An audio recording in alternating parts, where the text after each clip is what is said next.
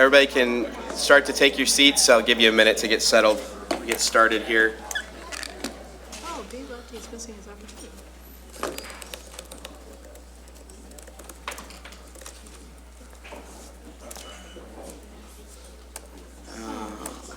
He made me change my password. I don't remember.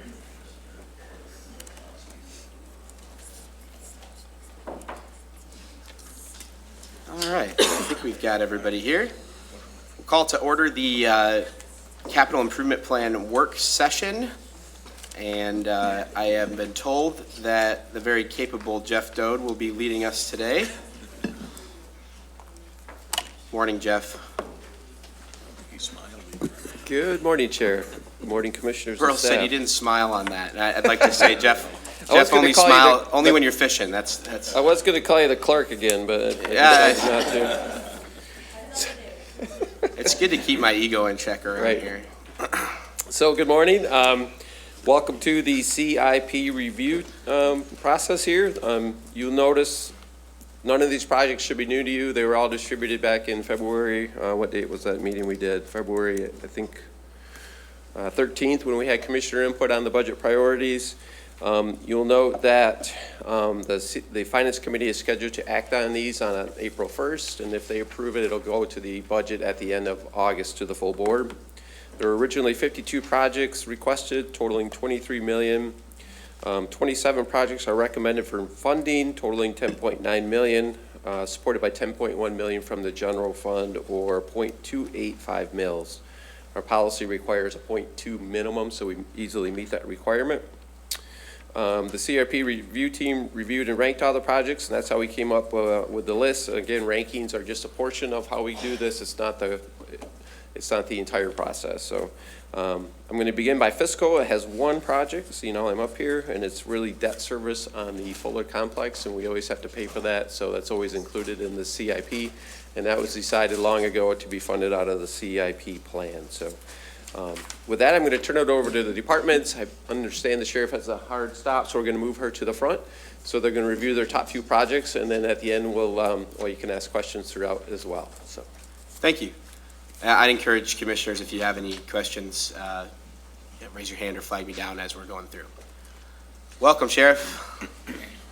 Welcome. So I'm not really sure on the format of this. Do you want me to just present the CIPs that we requested for this year? Yeah, that'd be great. And I might, go ahead. No, and then we can, if you want to give a summary of the high-level ones and then maybe the ones that were recommended, I guess that would be All right. helpful. Thank you. So I will do a 3-sentence highlight, and then please ask further questions if you don't understand what I'm talking about after that. So the first on our list is jail electrical controls and workstation improvements.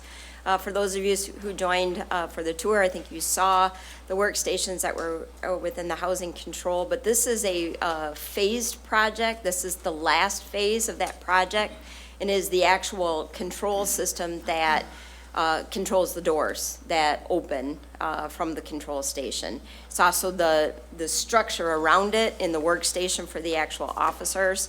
First phase of it prepared this system with electrical improvements and updating major electrical systems in the jail.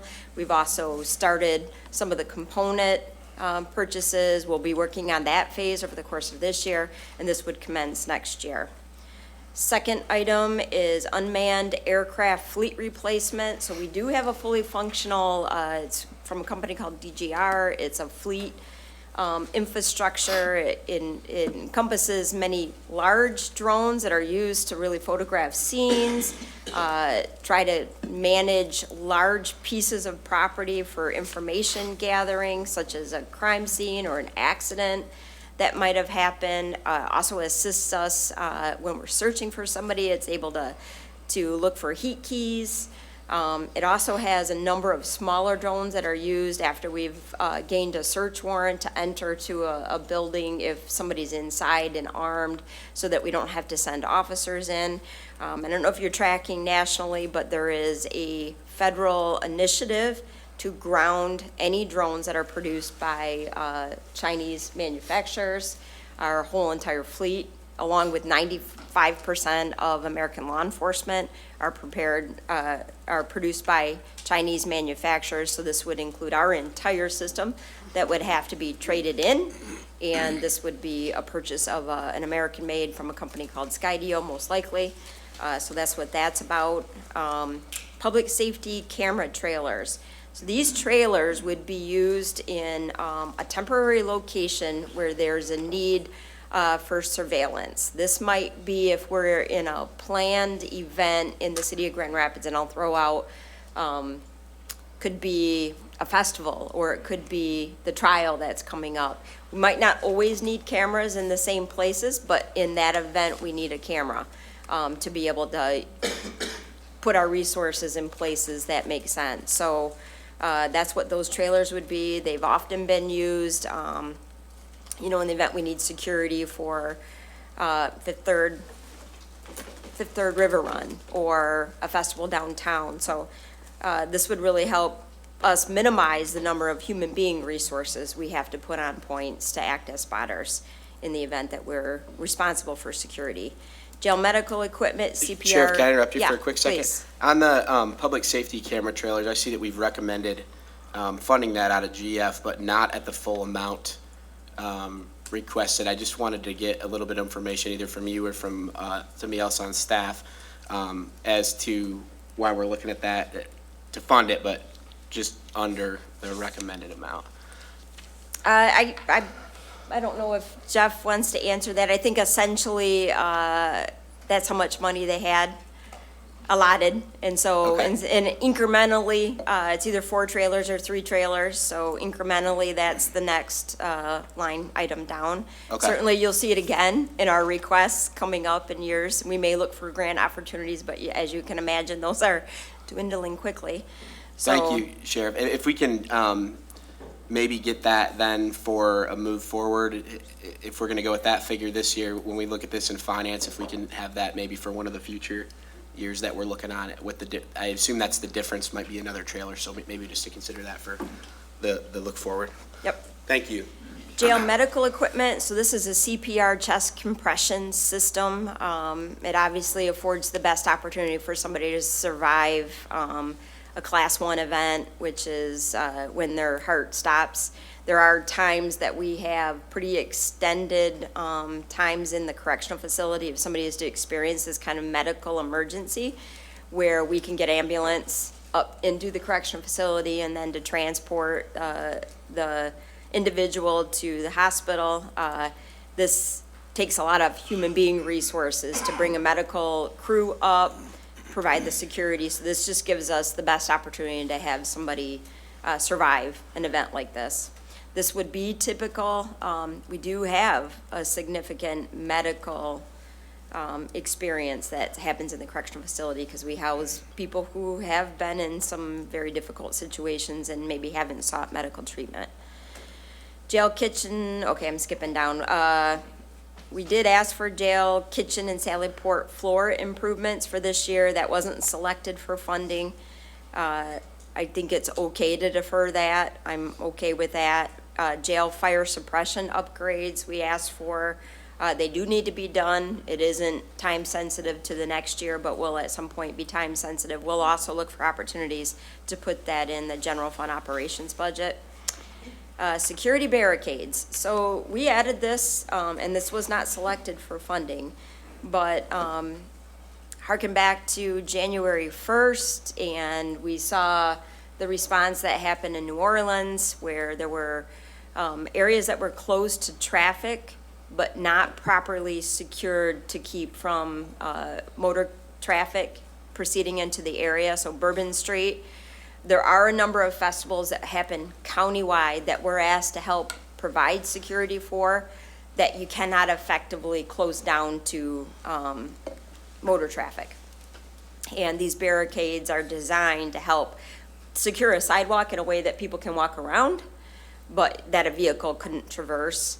Obviously, it's an expense, it's a significant amount of money, it's something that each community often will invest in. We have many communities that have invested in these already, but this would help us improve our opportunities to to secure these areas when we do get requests to do so. We'll continue to ask for that one. Outdoor warning siren system enhancement. So this actually is under emergency management. I know that falls supervision-wise under the sheriff's office, but it's actually a requirement of the board. So I just always feel the need to point that out when we see it on our list. But this will be the county side of siren improvement, which would allow townships or cities to improve their side of the siren systems. It provides for two-way communication, which is really important, so that you know a tower is active, and it will report back. And then it will also allow the weather service to trigger the alarms based on the warning in a certain polygon. So instead of alerting the entire county of Kent that the corner of Elto has a tornado warning, instead you can alert the corner of Elto that has a tornado warning, and the rest of the county continues to sleep peacefully through the night. So that's what that's designed for. Just to add to that too, Sheriff, we've had conversations with the locals, townships in particular, and there's interest in, there'll be a piece to fund on their side. But my impression is this will probably be a cost savings for them down the road. They might have an additional upgrade of the equipment, but the county's doing our end. They've expressed they're willing to do their end, so this should go a long way. So there are a number of these communities who have already upgraded their system, and they actually have to put a component in place to dumb their system down so that we can trigger it with our system, because our system's outdated. Yep. So I think it's very needed. Next thing on the list, 84, correctional building reno implementation feasibility study. There are a number of improvements that need to be done to accommodate more video court, which kind of an outpouring of some of the additional requirements for pretrial meetings with defense attorneys that have happened over the last several years. So this updates the facility so that we can accommodate those meetings in the most economic way possible, negating the necessity to transport individuals throughout the correctional facility, which takes extra manpower, and also outside of the facility, which takes extraordinary manpower to be able to move people out of the facility. So this would be the design phase. It also would take a look at the medical department and predict what improvements we need to make to facilitate medical services, dental services. Right now, our current facility is quite outdated and honestly too small for the correctional facility. So this is the planning phase. We do expect that that would have to happen after some other financial decisions are made about how we would pay for it. Jail chilled water pump replacement. This is part of our cooling system in the correctional facility. It's on a replacement schedule. This is the time frame that the system is supposed to be replaced according to the schedule. We do not have any outages right now, but these components can be pretty difficult to get on a short-term basis in the event that you do have an outage. And the building will get hot in a very quick order because we can't open windows, as you might guess why. Office furniture replacement, we requested it. Much of our office furniture is 2001. That was purchased with the building.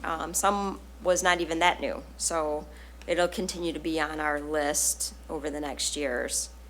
Sallyport exterior door replacement. So this door provides a very crucial link to our security perimeter, because it is for the Sallyport when the officers bring the incarcerated individuals in initially for custody. This is the location of our building that they're out of the vehicle walking into the department accompanied by an officer.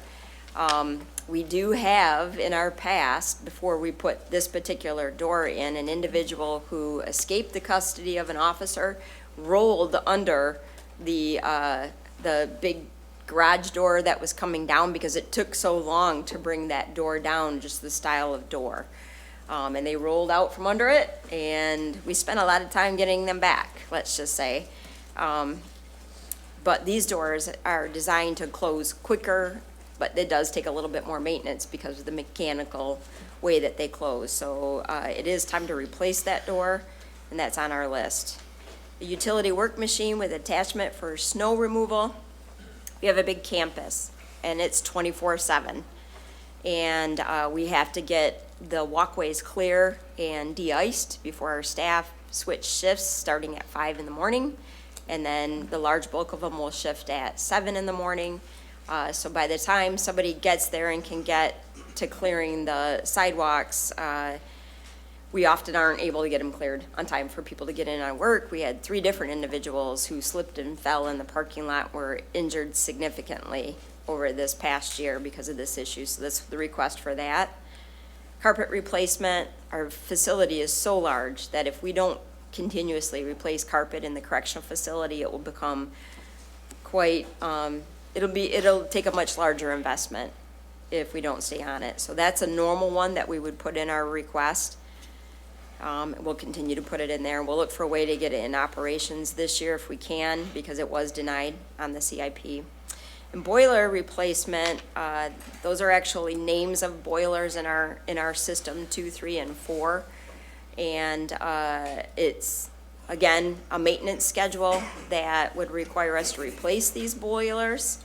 And we would expect anytime you update a boiler or a chiller, you're going to have some utility savings with it. So we've requested 1 boiler replacement this year.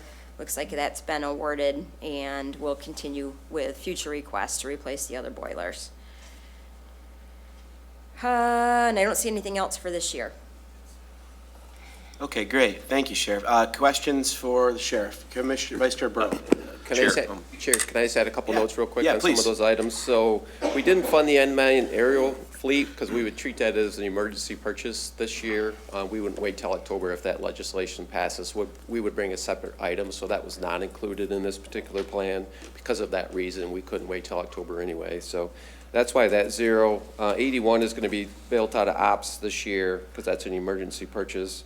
And the correction building reno is part of a $37 million project. You see that. So if we do proceed with that, that would be part of a bond proceed. That's why it was not included in this recommendation.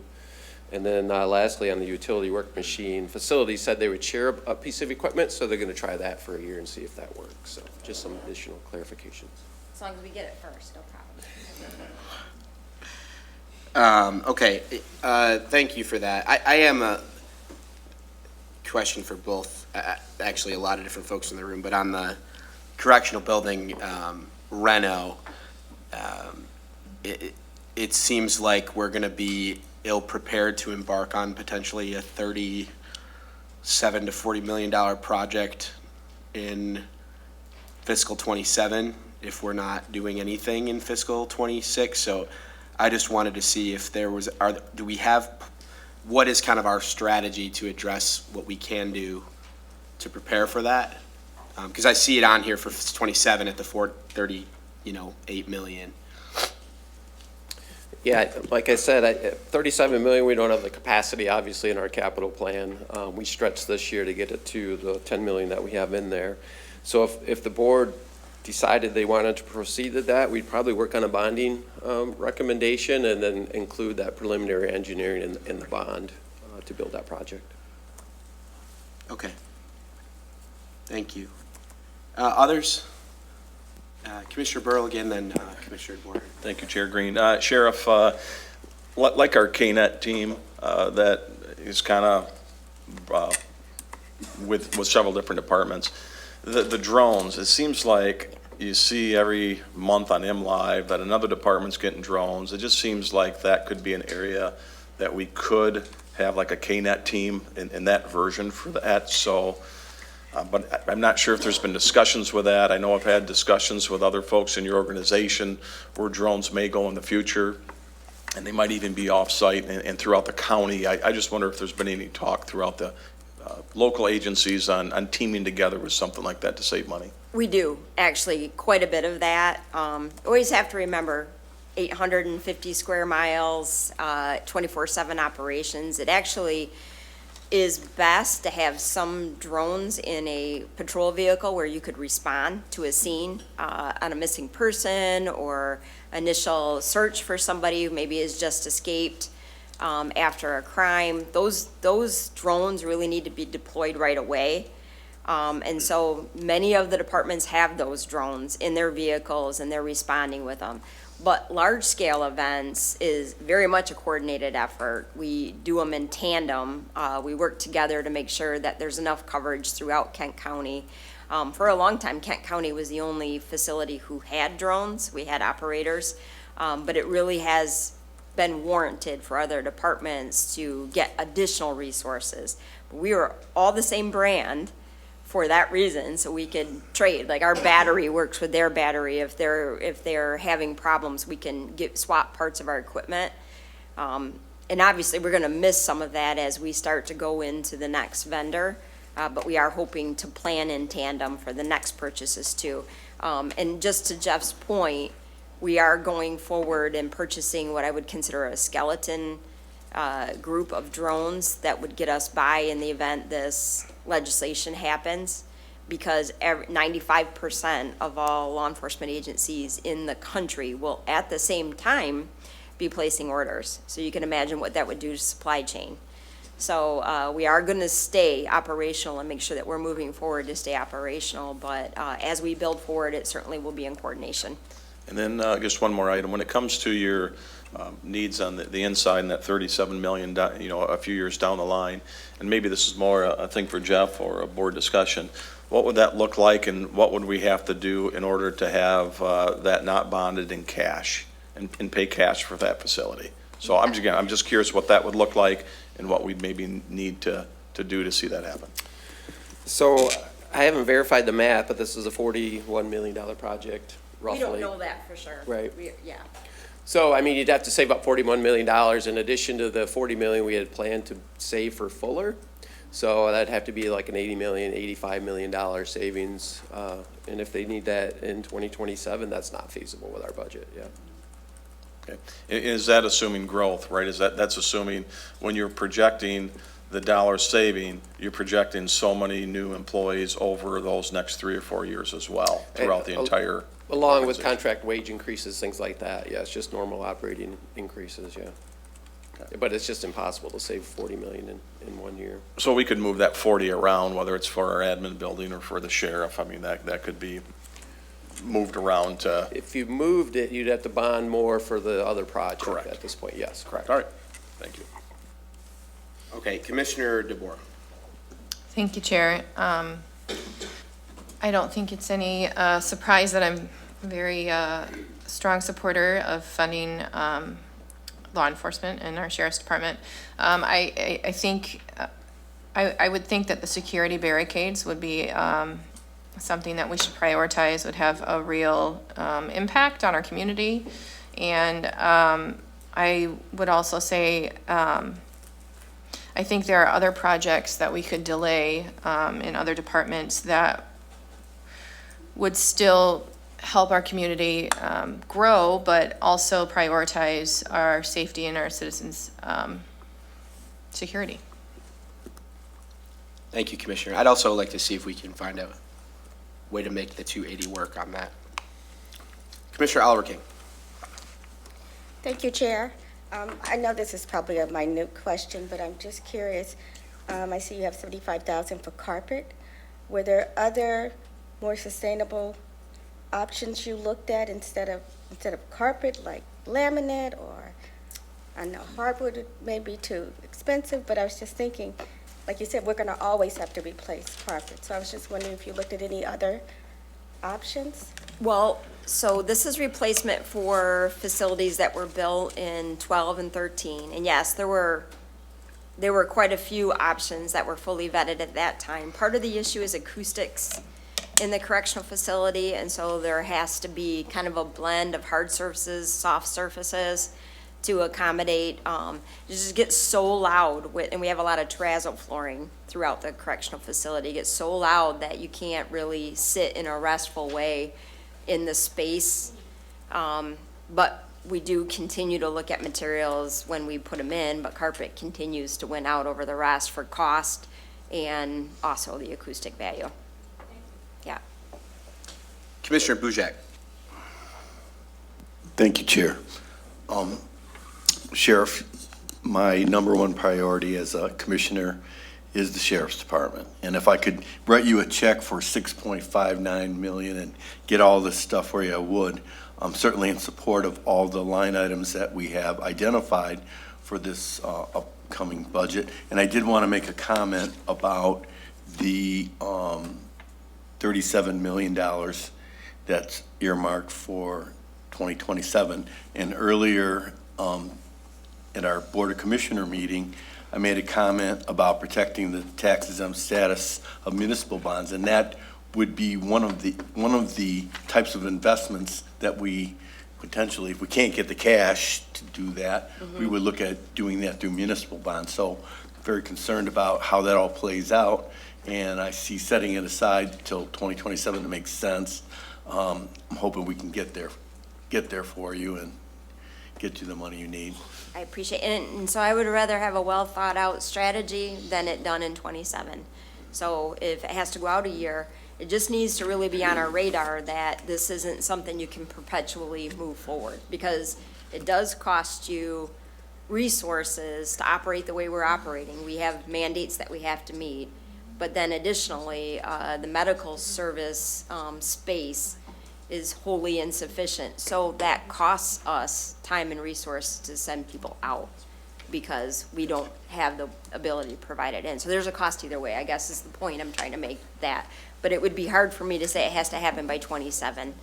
It's a planning tool. We plan 5 years out. If you looked at all of our requests, you'd see that we give a lot of thought to how things are staged and what order we ask for it and what weight it has for us. And that's why you saw that building being placed in '27.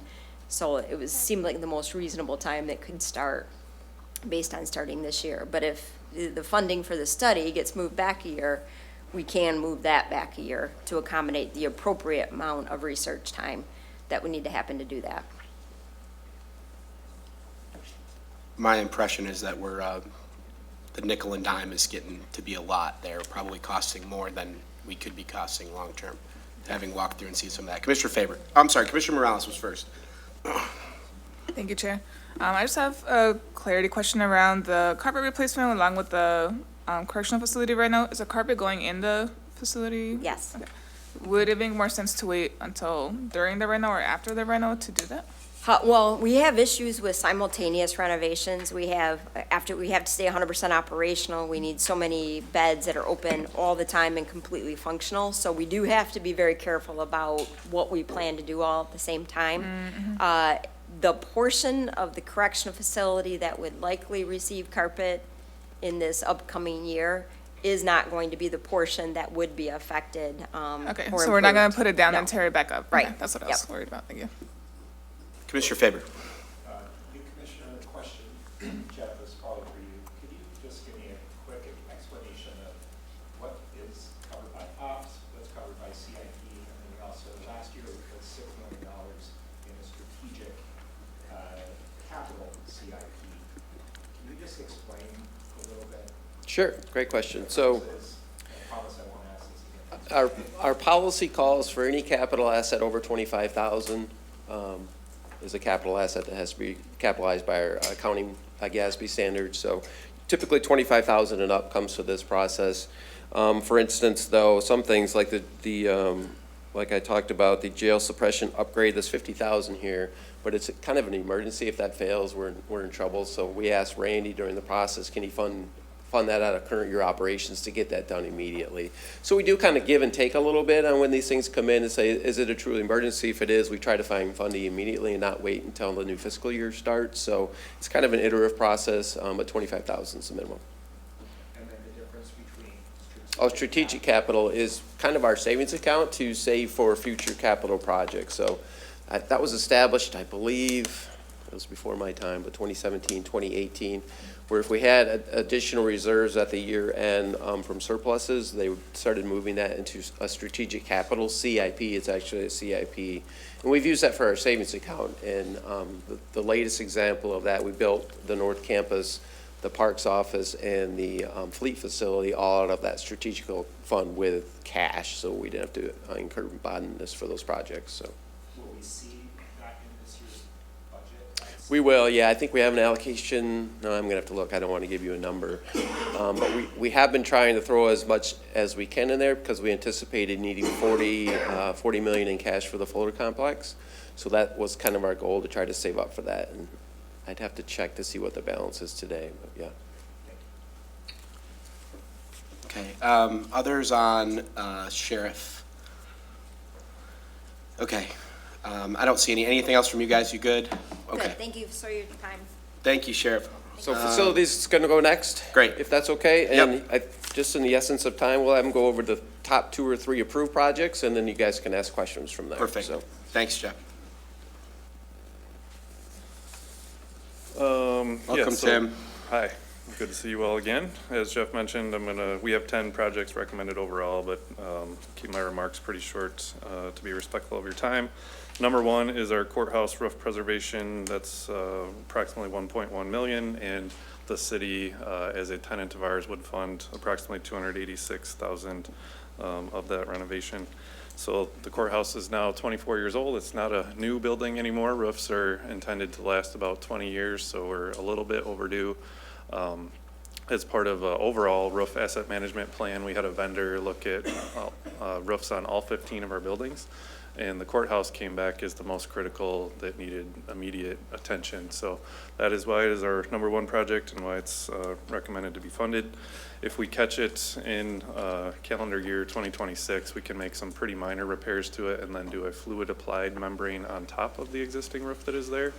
In an urban environment like this, 12 stories tall, that's a major savings as far as kind of maintenance versus full replacement. So it'd probably be in the $2 to $3 million range if we had to fully replace the roof in its current state and condition with insulation and everything else. So this is a really cost-effective repair for us, and it should buy us an additional 20 years of life. Next is also courthouse, the exterior weatherproofing.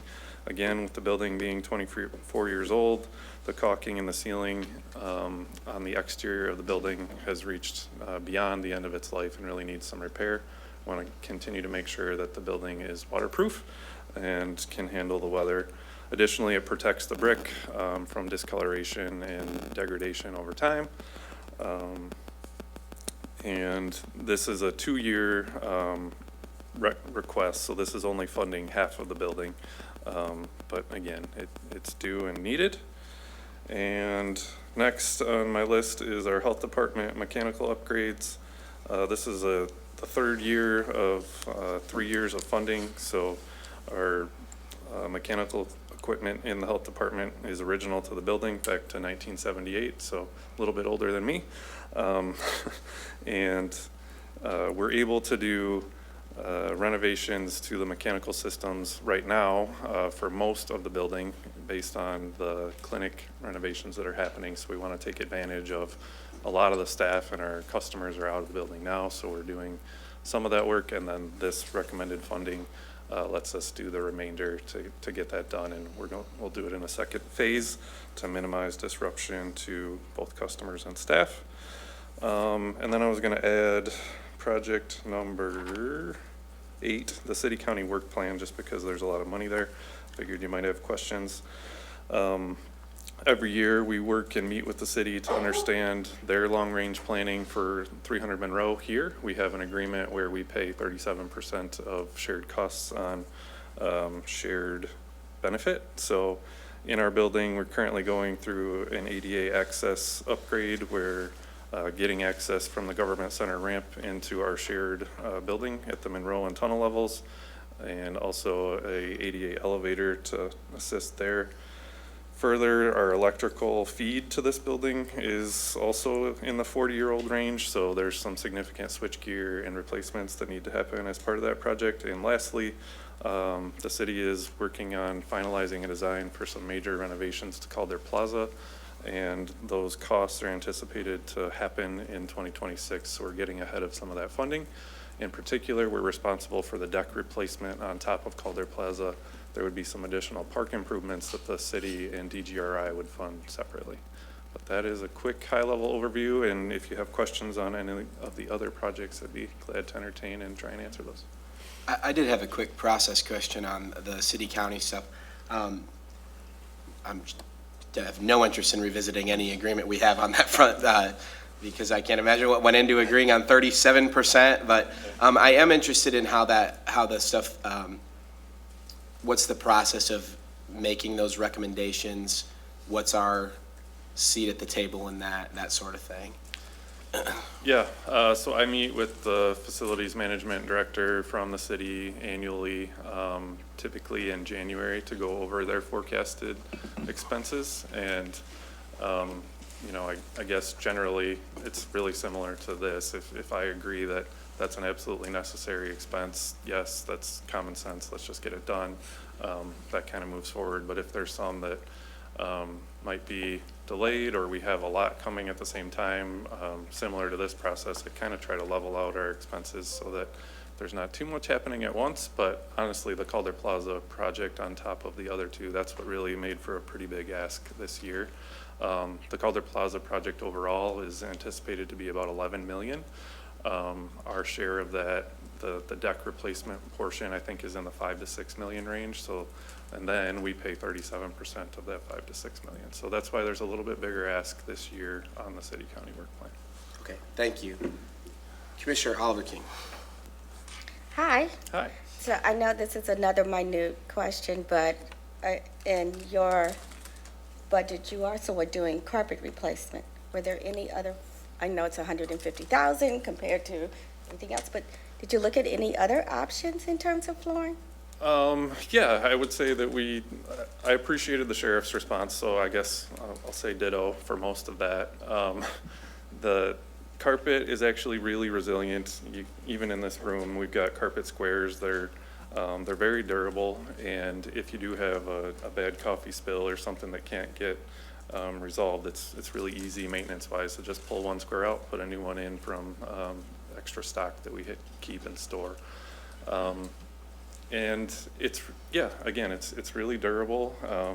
The courthouse has a lot of folks coming in and out every day, and it's 24 years old. So and similar to the sheriff, operationally, we need to be careful about when we're doing those replacements, because the courthouse is always open and we need to make sure that cases are being heard. So we try to do a little bit every year, and the carpet that we're replacing is 24 years old at this point. Commissioner Pakla. Thank you, Chair. Tim, I've got two projects for questions. The first is number 15, the North County Fueling Project.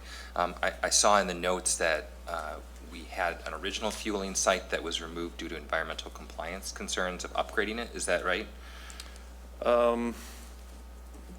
Eric is here, so maybe I will let him speak to that, because some of that is before my time, and he handles a lot of our fueling regulatory stuff. And if I might, just with my sort of big picture question there is, are we going to have the same kind of concern with environmental compliance by building a new fueling site there?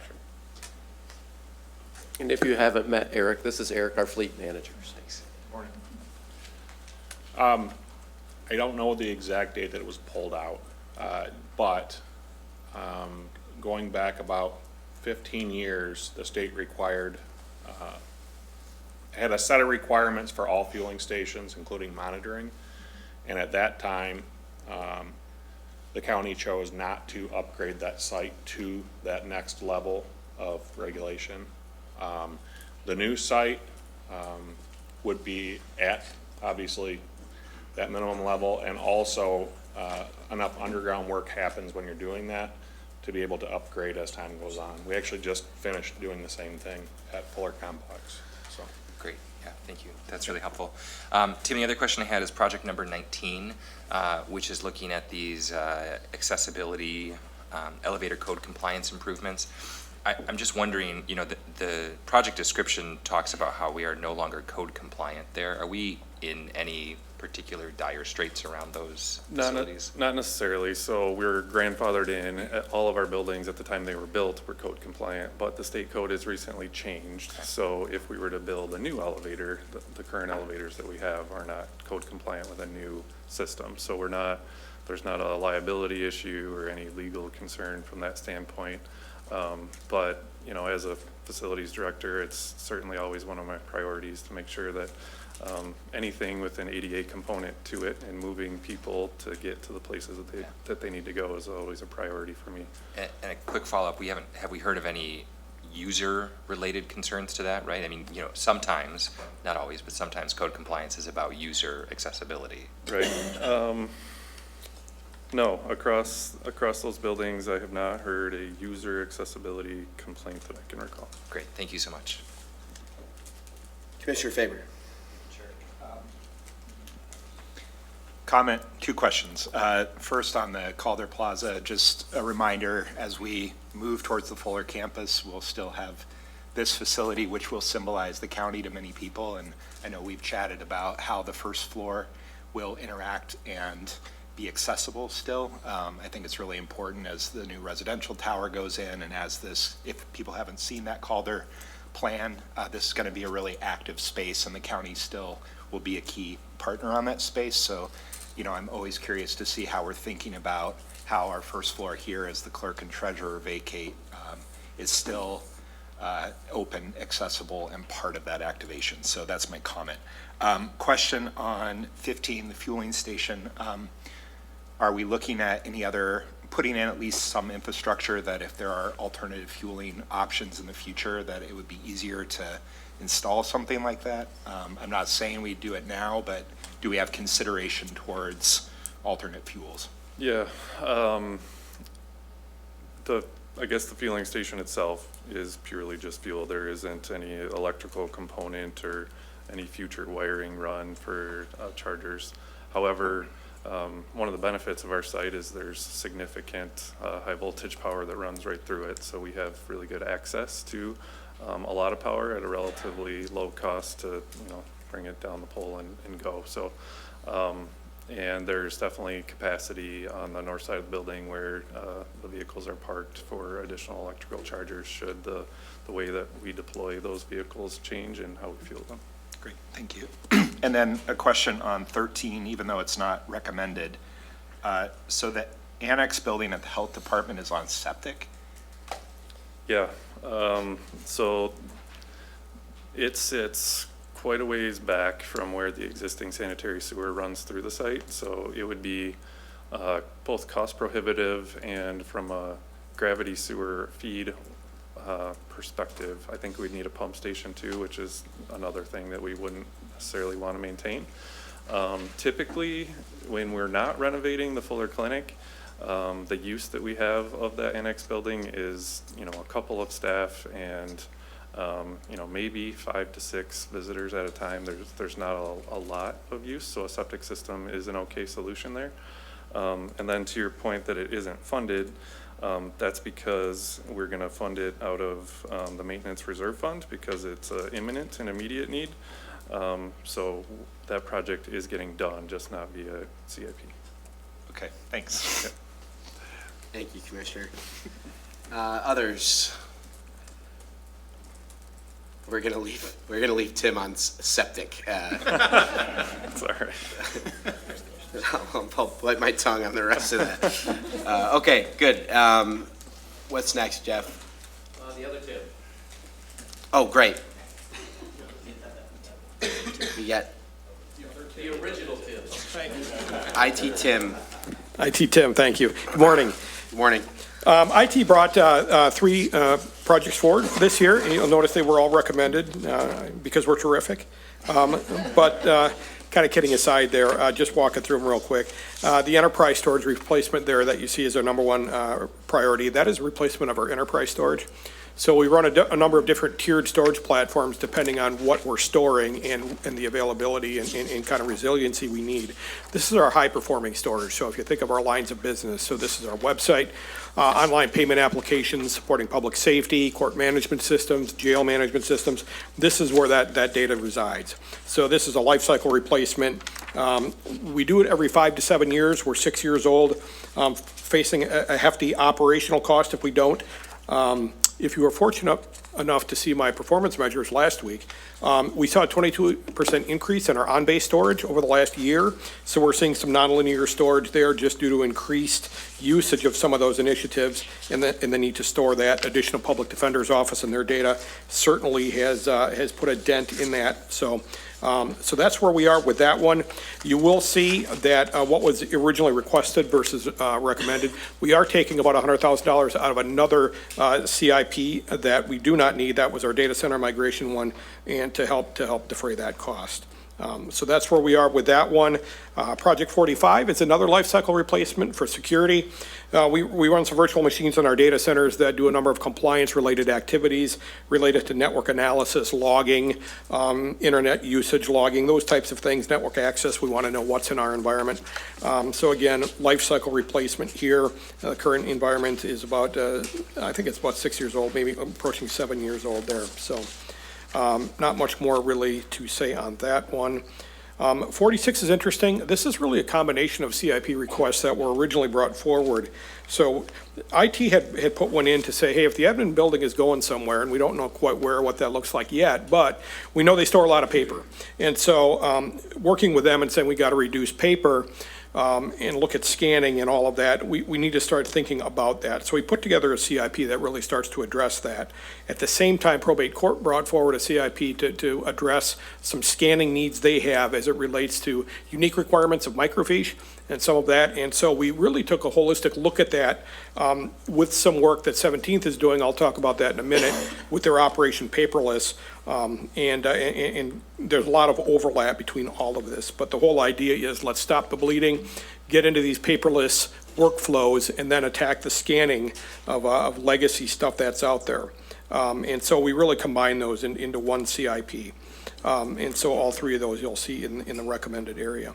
And then the last one I'll touch on, my friend Andy is here from 17th to talk about it, but Project 100 is Operation Paperless, and it is really a continuation of a current project they have to implement paperless workflows and really workflow improvements consistency-wise across the courthouse and the clerk's office. And so we're excited by that. This one has got a tremendous amount of visibility across the county. People are watching because it's really, I think, the most aggressive thing we've seen across the county in terms of attacking a large department from a going paperless type of initiative. So they're going to launch their civil case here in mid to late April. We're excited about that, but you'll see that request out there as well, which is just a continuation, like I said, of an existing project that really signals kind of that pendulum changing or starting to tip now across the rest of the county. So we find that exciting. So with that, I'll entertain questions. Questions for Tim? Getting off easy today, Tim. All right. Thank you. I don't have any either. Thanks, Tim. Looks like we have Parks next. Ben?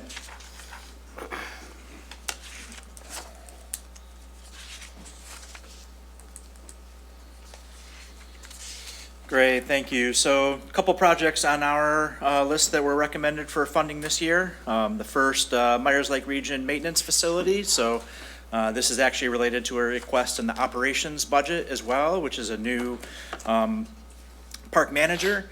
So if you're unfamiliar with the way our park management is set up, the entire county is divided into 11 regions. Each region has one manager, one full-time manager. Some of them have one or multiple assistant managers, and then a whole host of seasonal employees. So since 2008, we have added a net one person to the Parks Department, and that was in the admin side. So in the meantime, while we've added thousands of acres of parks and $1 million of development, we continue to maintain that with our the same personnel that we had in 2008. So the personnel addition is to create a region kind of in the north central section of the county that would incorporate the new Bulk Family Park, as well as Myers Lake, Luton Park, Rogue River, and a couple other smaller ones in the area. And this facility would operate, they would operate out of this facility. So they would, whole team would report there in the morning, including the manager, and they would continue to manage those parks. So if the position is ultimately not funded, we do still require some maintenance facilities, primarily because we don't allow seasonal employees to transport equipment in between parks. So if we don't have the ability for a full-time person to be there, we need to be able to stage equipment in certain parks so that we can send the seasonals to those parks to do that maintenance work. So while it's a $500,000 project, if the position is funded, it's still probably a couple $100,000 project if the position is not funded. The rest of them are pretty basic, so we have 2 playground replacements scheduled, so we try to replace each one of our playgrounds within 20 years. We do a pretty good job of that. Some of them are a little bit longer, but replacing 2, one at Caledonia Lakeside and one on the Millennium Park Beach. I would note that the Millennium Park Beach one will also utilize funding from other sources as well that are specific for Millennium Park maintenance projects. Repaving of part of the Pioneer Trail, so we have 43 miles of paved trails in the system. Need to do 1 to 2 miles each year just to make sure that we're keeping up on that. Unfortunately, we don't have the same quote-unquote mix of fixes that roads do. So if you think the residents get upset when you chip seal their travel road, the bikers get incredibly upset if you try to chip seal their trails. So we can't do some of those regular maintenance items. Typically, it's either remove and replace. Some entities are coming up with crush and shape, which is good for us. We might be able to stretch those dollars a little bit further, but that'll get us a couple miles on the Pioneer Trail. Last one is automated gates. So we have over 50 gates in our system that are open and closed by full-time or seasonal employees. So we are working to try to automate some of those. We actually have our first automated gate will go into effect when Creekside Park in Gaines Township is opened this year. This will fund 4 more gates at 3 different parks, and we're trying to pick them off in the order of the best return on investment. So when we have these automated gates, we don't have to spend 2 hours in the morning and 2 hours in the evening of seasonal employees sending them out to open and close gates. So this project in total will have an ROI of 3 years. So we're excited about that. Last thing I wanted to note is that the James and Shirley Bulk Family Park is not recommended for funding through the CIP. That $2 million is basically the first phase of development there, which will include improvements to the intersection that MDOT is going to make us do, an entry road into the park, parking lot, and a restroom. While it's not recommended for CIP funding, if you went through the notes, if we're able to, if us, Cannon Township, and the Parks Foundation are able to raise the remaining $1.6 million, there will be an AR request for $400,000 of strategic money to go towards that project. Okay. Commissioner Hildebrand. Thank you, Chair. Thank you, Ben, for being here. A question on the automated gates. So I think it makes sense, obviously, long-term from an employee standpoint, but how does it work? Like, I think generally when it's a manual operated gate, somebody goes in and checks the park, make sure there's not vehicles in there, before they close it down for the night. I assume most of the county parks close at dusk. They do, yep. And so how does that work with an automated gate so you don't trap people inside the park, Yeah, yep. So our ops team spent a lot of time developing that. So there is an automated way to get out of, so if it closes and somebody's in the park, when you come up, basically you'll come up and the gate will open to allow them out. So there's an in-gate and an out-gate. So we do have that issue now anyway. So, our parks are fairly large. A lot of times they'll show up at 9:30 and there'll be a car in the parking lot and they can't find the person. They don't know if it's somebody that ditched the car there for some reason or not, so they'll close the gates, and then we do have an emergency line, so our operations supervisor will get a call at 11:30, hey, I'm locked in the park, how do I get out? And as much as we want to tell them, tough luck, we don't do that, so we find a way to get them out, so this will help solve that issue as well. Some lovely neighborhoods in your district, Commissioner, that have similar gates at the front. Anybody else? Commissioner Oliver King. So I just asked Commissioner Coleman to clarify this for me, so I'm going to ask you directly. The area where the zoo is, they have dilapidated playgrounds. Is that not a county park area? It is not a park. It is not. Okay. All right. Thank you. Commissioner Faber. Thank you, Chair. So this represents about a 5% decrease in parks funding for capital improvement from last year. When I look forward towards a lot of projects in the future, I just really think we need to come up with a more sustainable strategy for funding our parks, both from operations and from these ongoing capital expenses. Our community is growing, our park system is growing. When you look at the 5-year master plan, when you look at the Greenway Corridor Initiative and others, we really need to catch up and be a leader in this space. So I appreciate all these projects. I would like to do more. Thank you. All right, others on parks? I don't see any. Okay. Thank you. Thank you, Ben. So is Andy, I don't know if you want to hear more on his scanning project. Did he leave? He left, so you can't hear any more on the scanning project, unless you have a question for Tim. If you have questions for Andy, feel free to reach out. So that pretty much wraps up our proposed capital. From listening to the comments, I heard some consensus on adding the $280,000 for the barricades for the sheriff.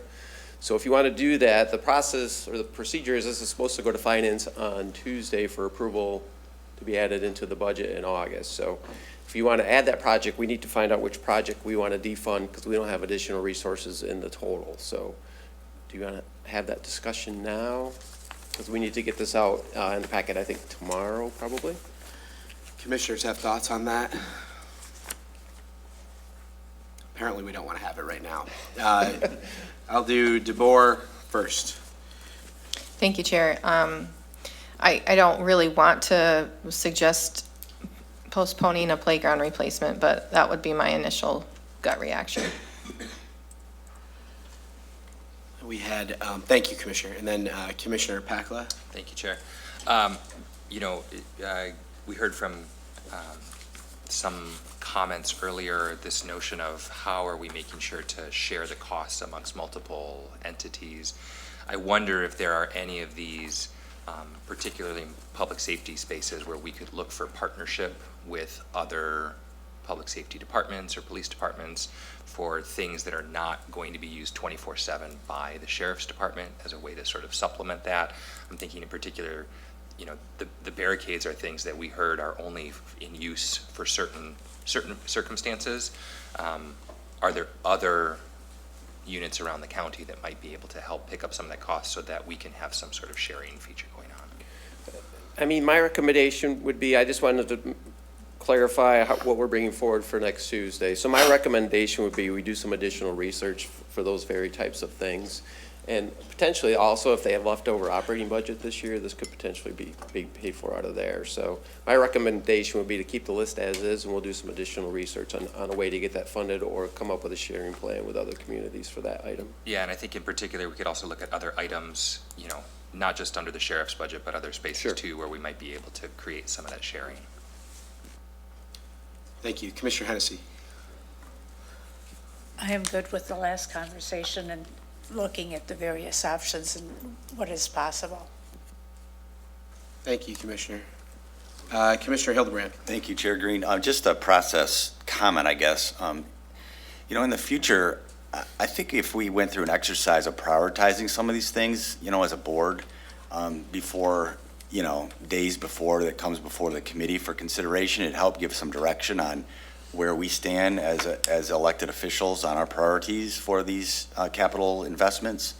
I'm not aware that that has happened. You know, maybe we got this information before, but to have kind of a, you know, a work session where we say we're going to go through all the recommendations, we're going to hear your priorities as the elected officials for the county, and then we'll go and weigh that with the priorities of the department and put a recommendation together to come back to us. I would suggest that as a process for the future. Thank you.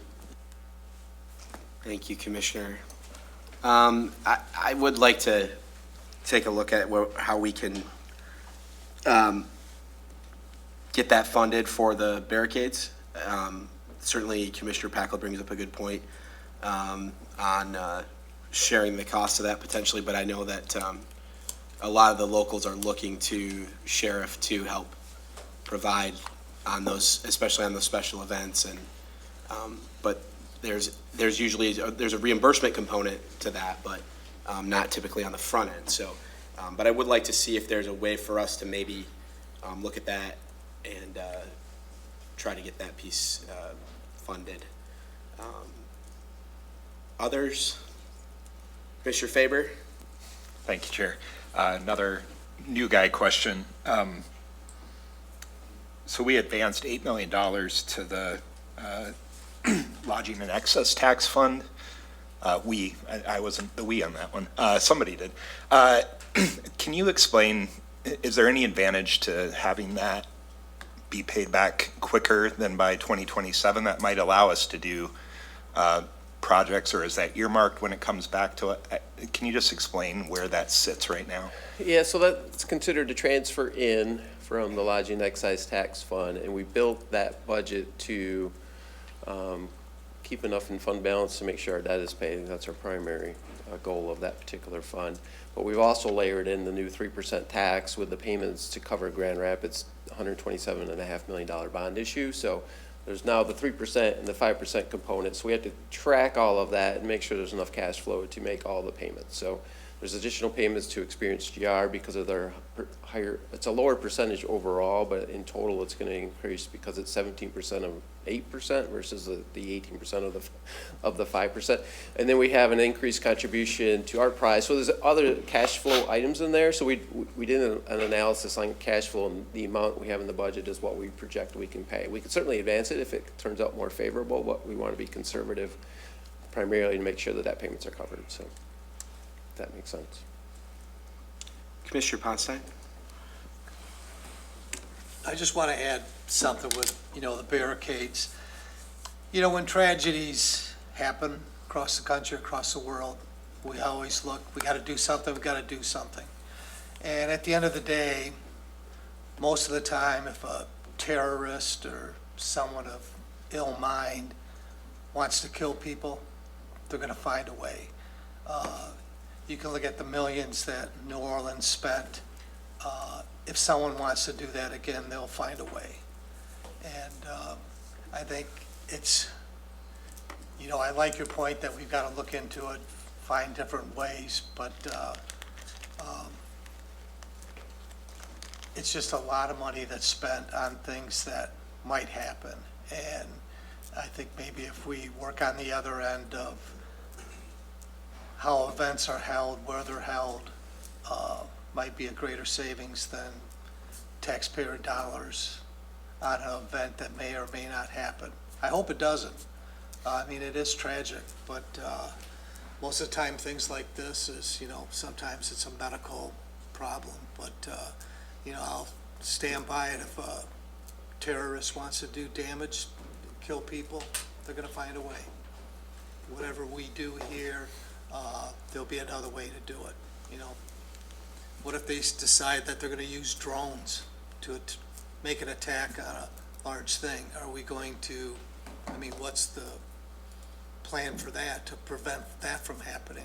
A lot of bad things can happen, but I think for the most part, we still live in a pretty safe country, and I appreciate the efforts of law enforcement, but yeah, I think as a country, we react more than we try to prevent, so thanks. Thank you, Commissioner. Others? Go ahead, Commissioner Coleman. Thank you, Chair.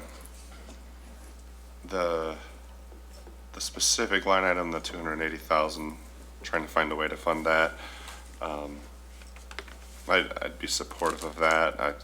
It seems to me there's kind of a larger question too, just looking at the next couple of out years of just significant capital needs. And so maybe rather than taking the 280 from other things within the CapEx budget, we increase the overall CapEx budget, not only for that item, but think about that for future years as well. We may have to tighten our belts on operating expenses in order to meet some of the demands for capital expenditures in future years. So I'd be supportive of finding a way to structure that.